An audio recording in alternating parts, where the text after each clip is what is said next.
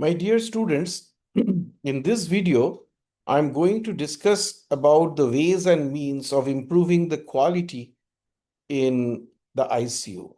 So quality improvement project is not very similar to the other projects that we think of in medical science, but it is a part and parcel of the daily work profile and the work process that occurs in the ICU. And within that scope and within that process, we will have to find the scopes in which we can improve the quality. Quality improvement is an ongoing journey which never stops. And then in the ICU, each and every even little bit of quality improvement also reaps a lot of dividend. Therefore, it has to be a continuous process. And along that process, one has to pick up the necessary inputs, and we will have to and along with the necessary inputs, one has to learn from the earlier mistakes. So why is quality improvement important to the ICU? According to the Institute of Medicine, it makes it very scientifically relevant, and a clear message comes that quality is the improvement is the degree to which the health services for individuals and populations increase the likelihood of desired health outcomes. So since the health outcomes in the primary in the ICU is primarily survival, and the lesser number of days spent in the ICU, the earlier discharge from the hospital, the lesser infections, lesser duration of mechanical. Also, all these are the outcomes in which the intensivist is interested. So the services for the individuals and populations increases the likelihood of desired outcomes, and they are consistent with the current professional knowledge. So professional knowledge is also dynamic because it changes from time to time, situation to situation, and context to context. So along this dynamic changes, along with this flow of the professional knowledge, if the health outcomes increases, or the likelihood of reaching the desired health outcome increases or improves rather, we have to understand that the quality of care is improving.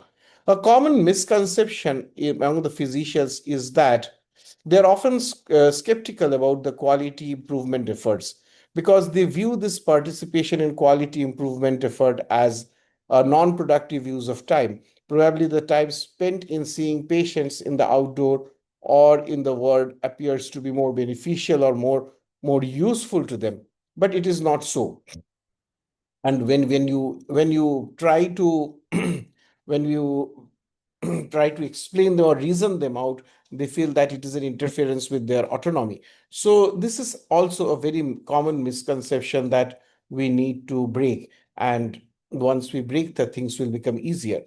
The variation usually comes from unexplained variation, I mean, is more driven by physician biases and than by the patient related factors.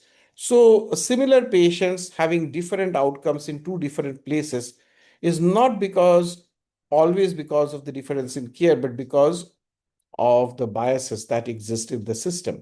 Physician is also a part of that system. But the good thing is that intensivists are natural quality improvement leaders because they interact with both the administrators and the different physicians, or the physicians across various specialities from time to time. And because they do that, it gives them a unique understanding of the hospital organization and the practical difficulties. So whenever we talk about improving the quality, we refer to this model, the structure process outcome model. So ICU is not an exception. Here also the same structure process and the outcome model prevails when the quality improvement initiative is exercised. So the structure includes the facilities, the staffing, the equipments, organizational resources that set the stage for care. The process involves actions and interventions which are directly delivered to the patients by the physicians and allied workers. And it roughly means what the clinicians actually do. And the outcome is the resulting effects on the patient in terms of the mortality, complications, the period of stay in the ICU and hospital, etc. Now, quality initiatives commonly target the processes first because the processes are faster and cheaper to modify than the structural elements. So, processes are the usual targets. The structural interventions require longer time to get implemented because it takes time to change permanent things like the structure within the ICU or getting new staff recruited and etc. It is more expensive and it requires a bit of organizational or capital investment. On the other hand, the process interventions are faster to implement, the lower cost because it often requires a change in the habit or change in the existing practice into some alternate uh, styles. And they're easier to modify and they can be remeasured as and when needed. So, the practical takeaway from these differences one should incorporate is that it is easier to initially target processes of care, modify them as needed, and measure the outcomes which are affected by the process. So, whenever we have to take an initiative to improve the quality, we have to choose the project topic first. So, there are various topics which are available in the ICU, and in the ICU, there are good quality improvement topics, and all of these produce high impact. They are common, they are available across ICUs, in smaller ICUs, bigger ICUs, small towns to bigger cities, etc, and they leave a high impact on the outcomes, and there are variations in practice, so there is scope to initiate quality improvement uh, projects in those areas. The first is the sepsis care, for example, compliance with 1, 3, or 6 hour sepsis bundles, microbiology before antibiotics, the lactate measurements and their repeat. So all of these have practice variations and a quality improvement in target any such projects related to sepsis care.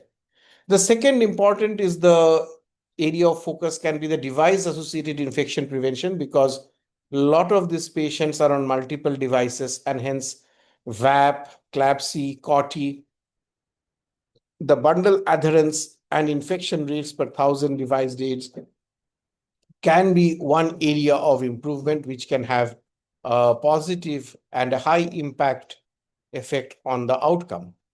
Third, the ICU liberation or weaning from the mechanical ventilation, as it is called, the use of sedation, analgesia, and whenever sedation and analgesia are used, there can be delirium. So delirium assessment, early mobilization can reduce this delirium. So early mobilization, spontaneous awakening and breathing trials so as to reduce the period of time the patient spends on ventilator and the ICU. So all of these are good areas on which quality improvement projects can work upon.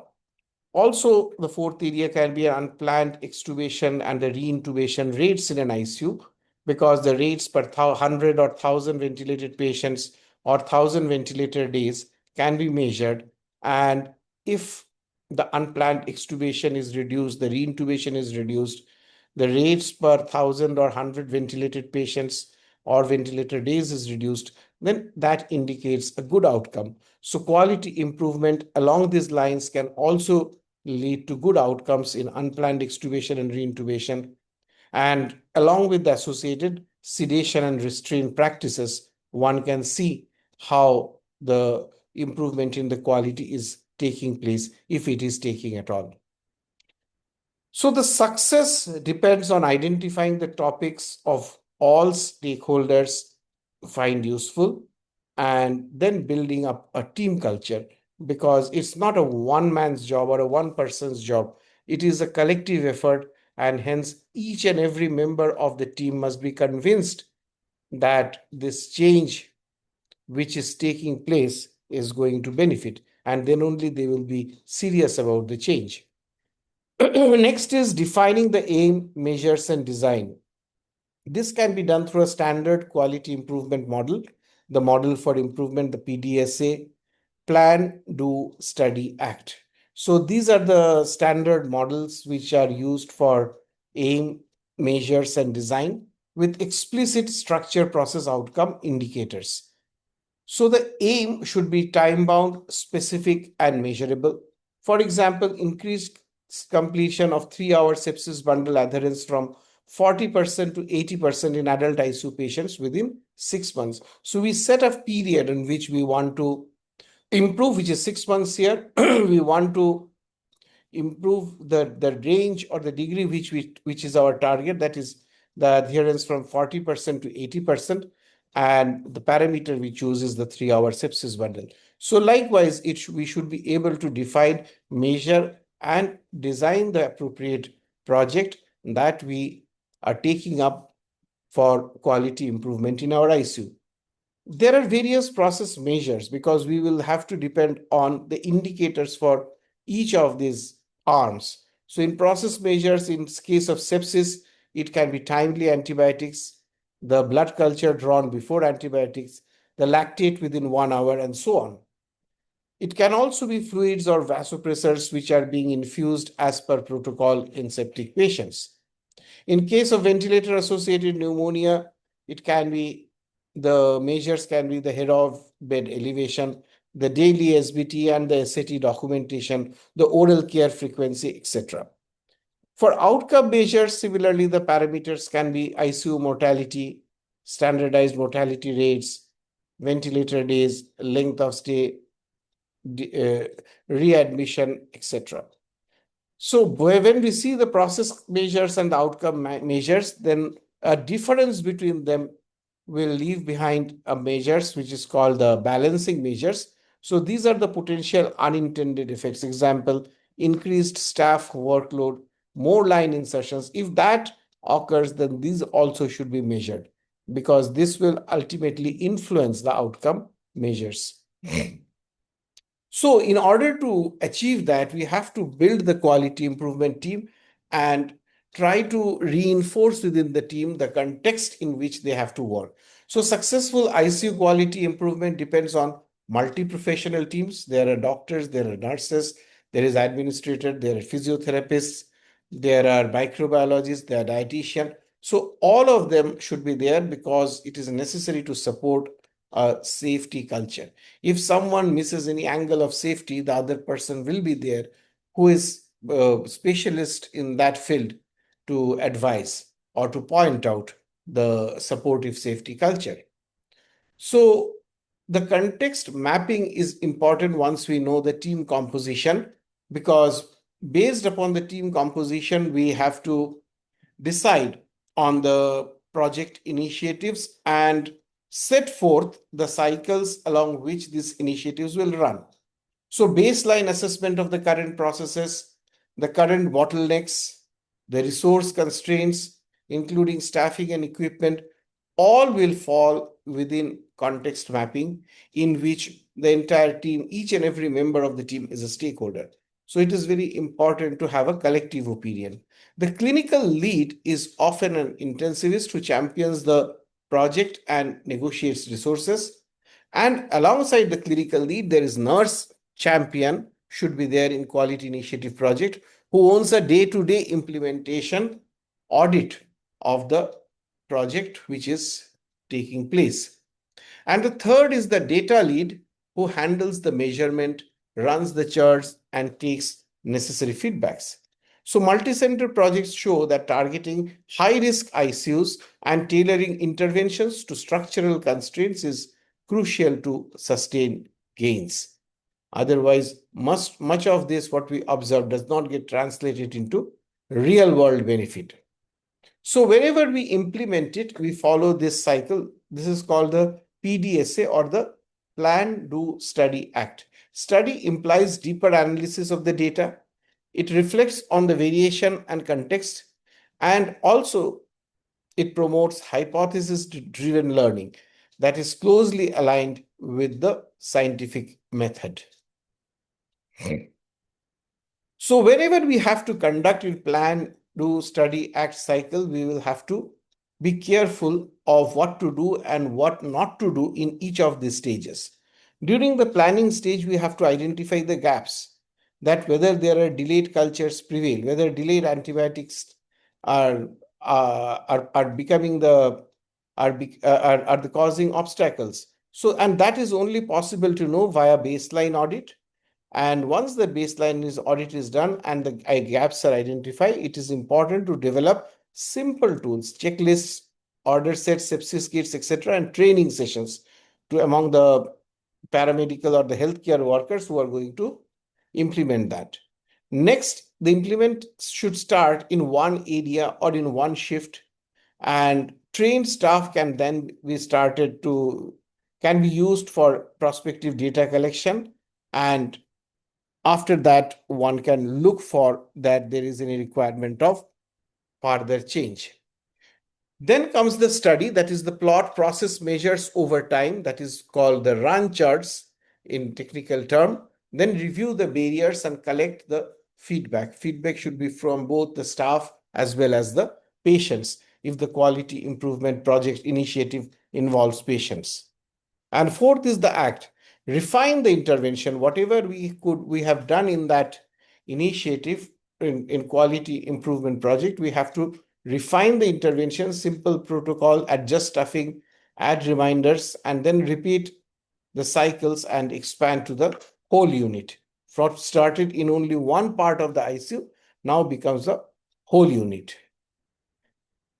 For example, let us see improving the sepsis bundle compliance. The aim is to increase 3-hour bundle compliance from baseline to 80%. Baseline is 40% to 80% in 6 months. So the interventions are sepsis admission or trigger pro forma, order sets, nurse-driven screening, bedside sepsis checklist, and number 2, education sessions and the case briefs. So measures, one is the process, each bundle element completion and the time to antibiotics and cultures. And the outcome measures would be the ICU mortality for septic patients, and that along with the length of stay and the SMR, to standardized mortality rate, which the investigators can pick and choose.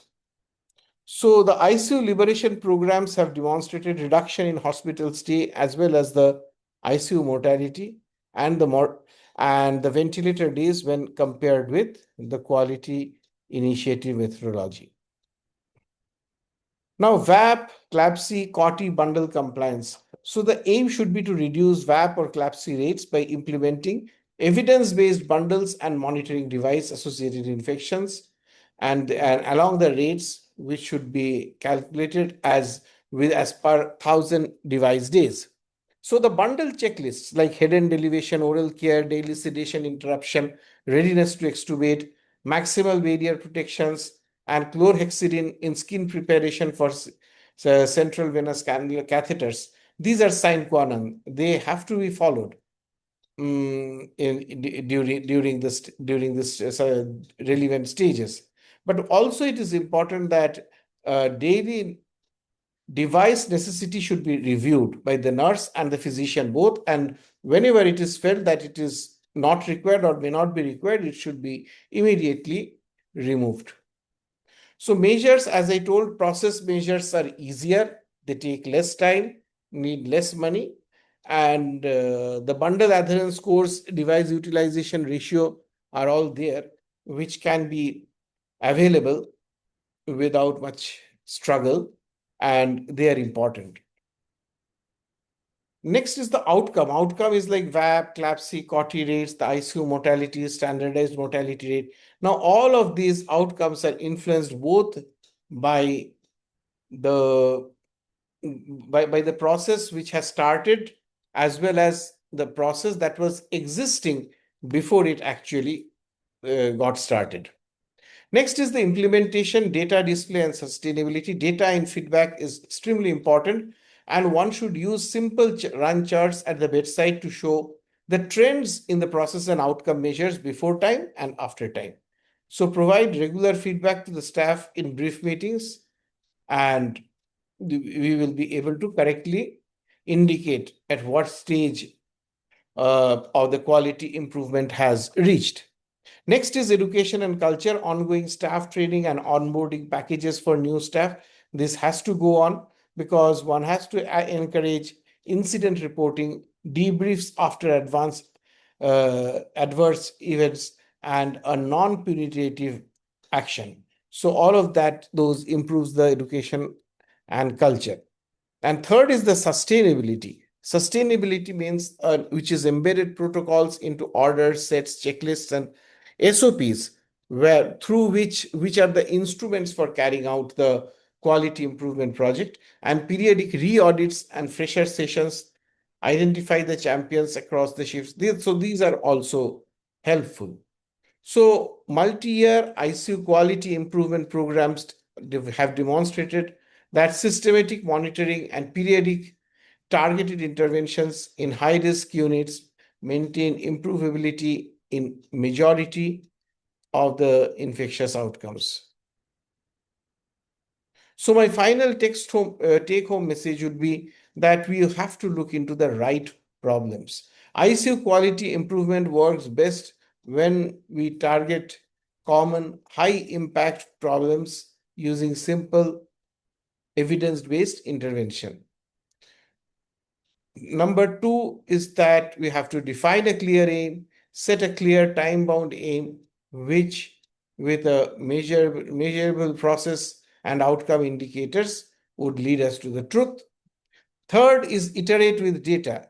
We should use small iterative cycles of change with frequent data feedback to the bedside team.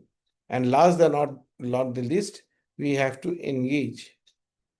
And only when we engage the team successfully by the multi-professional engagements of the professionals and safety culture are adapted or followed, they become critical for sustainable gains.